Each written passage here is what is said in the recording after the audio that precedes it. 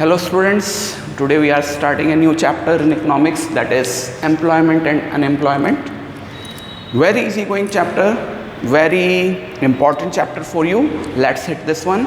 सबसे पहली बात हम जानते हैं कि एम्प्लॉयमेंट का मतलब है किसी तरीके की कोई प्रोडक्टिव एक्टिविटी में इंगेज करना जो आगे जाके आपके लिए मनी अर्निंग का काम करे। अब अनएम्प्लॉयमेंट का मतलब क्या होगा?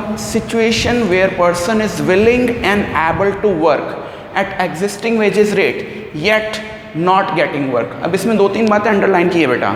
विलिंग, सबसे पहले उस पर्सन में वर्क करने की इच्छा होनी चाहिए।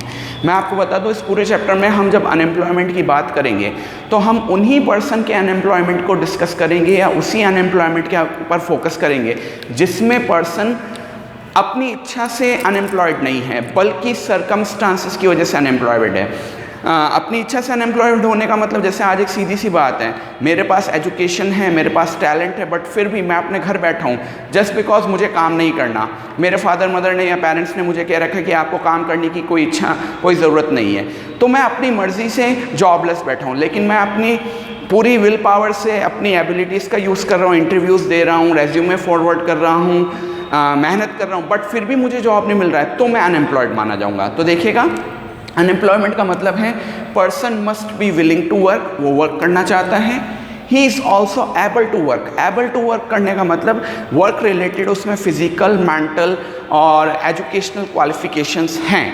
तो person is willing to work, person is able to work at the existing wages rate. Existing wages rate का मतलब है मार्केट में इस समय वेजेस की एक एवरेज रेट क्या चल रही है जो अलग अलग जॉब्स के लिए अलग अलग होती हैं, but still not getting the job. इतना कुछ होने के बाद भी पर्सन में टैलेंट है, person is skilled, person trend है, पर्सन एजुकेटेड है, पर्सन वर्क भी करना चाहता है, पर फिर भी उसको जॉब नहीं मिल पा रहा है, तो उसे हम अनएम्प्लॉयमेंट में काउंट करेंगे। रिमेंबर, पर्सन अगर अपनी मर्जी से जॉबलेस रहना चाहता है, घर बैठे रहना चाहता है, जॉब नहीं करना चाहता है, तो उसे हम अनएम्प्लॉयमेंट में काउंट नहीं करेंगे।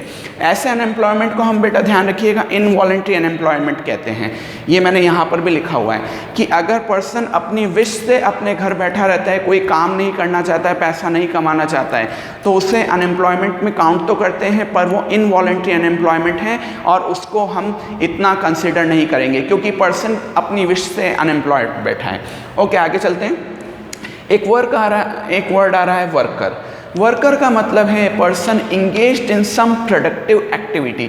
मैं चाहूँ तो इस प्रोडक्टिव एक्टिविटी को इकोनॉमिक एक्टिविटी भी कह सकता हूँ कि एक पर्सन है जो किसी प्रोडक्टिव एक्टिविटी में या इकोनॉमिक एक्टिविटी में इंगेज्ड है और वो जीडीपी में कंट्रीब्यूट करता है। अब देखिएगा, लोग कहते हैं रॉबरी करना भी पैसा कमाना है, किसी को लूटना भी एक इकोनॉमिक एक्टिविटी, पैसा कमाना है, किसी से रैंसम लेना या इलीगल एक्टिविटीज़ करके भी पैसा कमाया जाता है। बट बेटा हमने देखिएगा यहाँ पर एक वर्ड लिखा है, इकोनॉमिक एक्टिविटी होने के साथ साथ उसका प्रोडक्टिव एक्टिविटी होना है। मैं टीचिंग कर रहा हूँ, इट्स ए प्रोडक्टिव एक्टिविटी। कोई पर्टिकुलर पर्सन सिंगिंग करता है, that is productive activity. But हम किसी को रॉब कर रहे हैं, किसी को लूट रहे हैं, किसी से रैंसम ले रहे हैं, थेफ्ट, स्मगलिंग, ये सब प्रोडक्टिव एक्टिविटीज़ में काउंट नहीं होता। तो ध्यान रखिएगा, वर्कर में वर्कर पर्सन जो एक्टिविटी करेगा, जो इकोनॉमिक एक्टिविटी कर रहा है, वो प्रोडक्टिव होनी चाहिए, कंस्ट्रक्टिव होनी चाहिए और वो जीडीपी में भी काउंट होनी चाहिए। अगर आपको याद हो इकोनॉमिक्स, मैक्रो इकोनॉमिक्स में मैंने जब आपको नेशनल इनकम वाला चैप्टर पढ़ाया था तो उसमें मैंने पढ़ाया था income from illegal activities are not contributed into GDP. तो ब्लैक मनी या इस तरीके की इलीगल एक्टिविटीज़, क्रिमिनल एक्टिविटीज़ में अगर आप अपनी स्ट्रेंथ्स को इंगेज कर रहे हो तो वो आप वर्कर नहीं माने जाओगे, आप क्रिमिनल माने जाओगे और आपका कोई कंट्रीब्यूशन जीडीपी में भी काउंट नहीं होगा। अब देखिएगा, वर्कर्स दो टाइप के होते हैं, एक होता है सेल्फ एम्प्लॉयड, दूसरा होता है हायर्ड। सेल्फ एम्प्लॉयड वर्कर अपना खुद का बिजनेस या प्रोफेशन चलाता है, मतलब अपना बॉस वो खुद है, जबकि हायर्ड वर्कर जो होता है वो किसी और पर्सन के यहाँ पर अपनी सर्विसेज देता है। अब देखिएगा, मैंने एक ही जॉब प्रोफाइल को लिखा है बट उसको मैं आप आसानी से सेल्फ एम्प्लॉयमेंट में डाल सकते हो, हायर्ड में डाल सकते हो। एक डॉक्टर अपना खुद का हॉस्पिटल चला रहा है, अपना खुद का क्लिनिक चला रहा है, सेल्फ एम्प्लॉयड, बट वहीं वो डॉक्टर कहीं किसी दूसरे पर्सन के हॉस्पिटल में, किसी के क्लिनिक में अपनी सर्विसेज दे रहे हैं तो हायर्ड बन जाएगा। एक सीए अपनी खुद की एक अकाउंटिंग फर्म चला रहा है तो सेल्फ एम्प्लॉयड। बट अगर वही सीए किसी दूसरे पर्टिकुलर पर्सन के यहाँ पर अपनी सर्विसेज दे रहा है या किसी दूसरे पर्टिकुलर पर्सन की फर्म में अपनी सर्विसेज दे रहा है, हायर्ड बन जाएगा।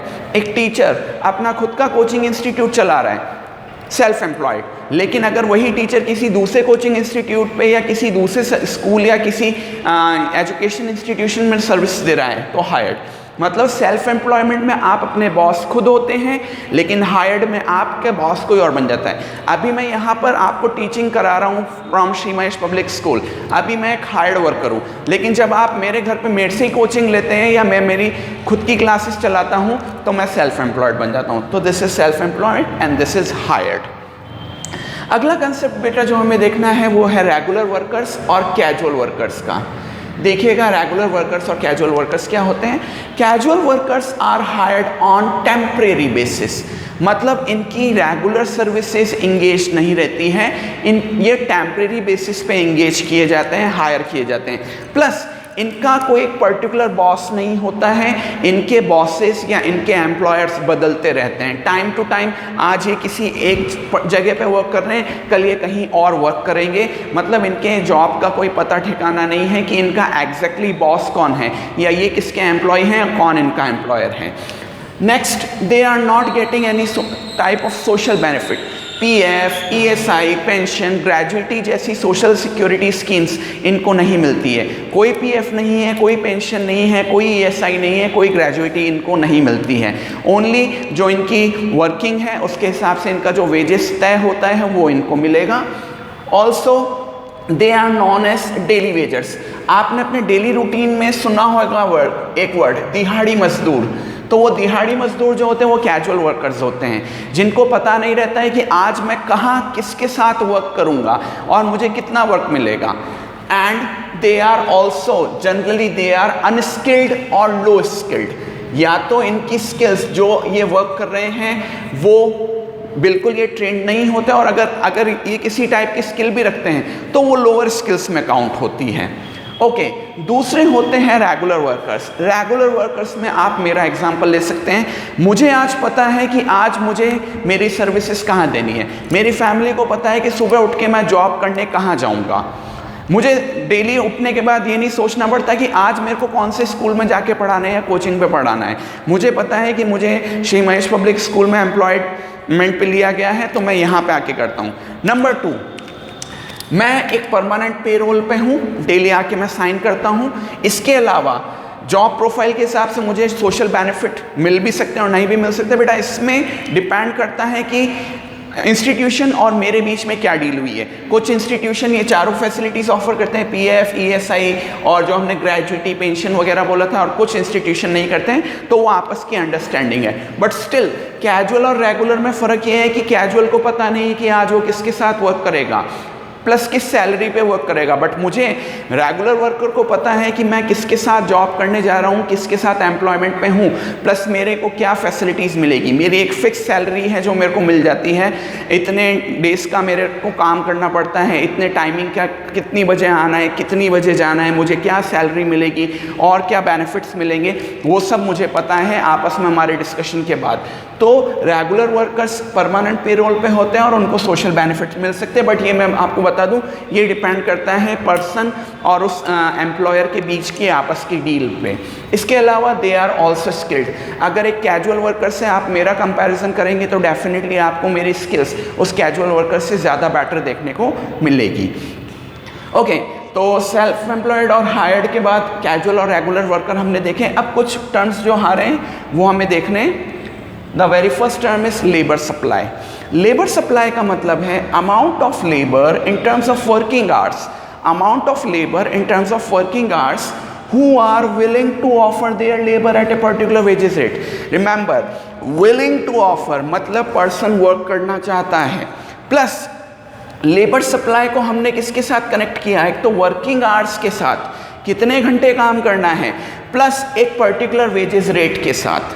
ध्यान रखिएगा, विलिंग टू वर्क का मतलब है पर्सन अपनी इच्छा से वर्क करना चाहता है, जो वेजेस रेट मार्केट में ऑफर की जा रही है उसके ऊपर वो वर्क करना चाहता है और कितने घंटे का काम करना चाहता है। एक स्टैंडर्ड मैनर में बता देता हूँ कि लेबर सप्लाई को हमेशा मैन आवर ऑफ वर्क में काउंट किया जाता है। मैन आवर ऑफ वर्क का मतलब है कितने घंटे का काम, और एक स्टैंडर्ड एब्रीविएशन के तौर पे 8 मैन आवर्स को एक डे माना जाता है। जैसे आपने कई बार सुना होगा, आपने एक वर्ड सुना होगा 9 to 5 का जॉब या 10 to 6। अगर घंटे काउंट करके देखेंगे आप, आवर्स काउंट करके देखेंगे तो ये 8 घंटे बनते हैं। तो एक स्टैंडर्ड वर्किंग आवर्स माने जाते हैं एक दिन के 8 घंटे, यानी कम से कम एक पर्सन के पास 8 घंटे का जॉब या 8 आवर्स का जॉब होना चाहिए।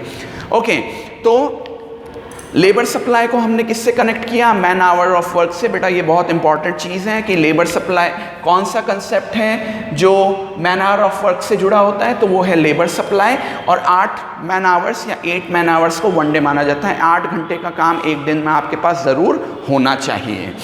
दूसरा कंसेप्ट जो हमने पढ़ना है बेटा वो है लेबर फोर्स।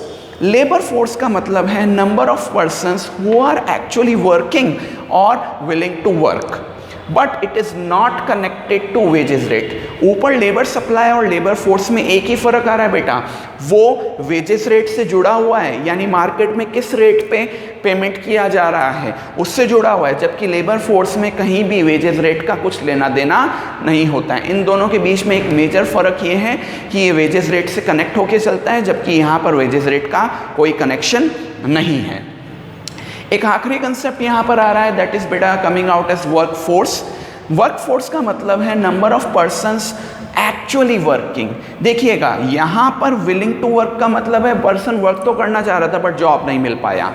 यहाँ पर भी वही बात थी, बट यहाँ पर वर्क फोर्स में हम उसी पर्सन को काउंट कर रहे हैं, number of person actually working, जो वर्क कर रहे हैं, किसी वजह से अभी तक उनको जॉब नहीं मिल पाया है तो वो वर्क फोर्स में काउंट नहीं होगा।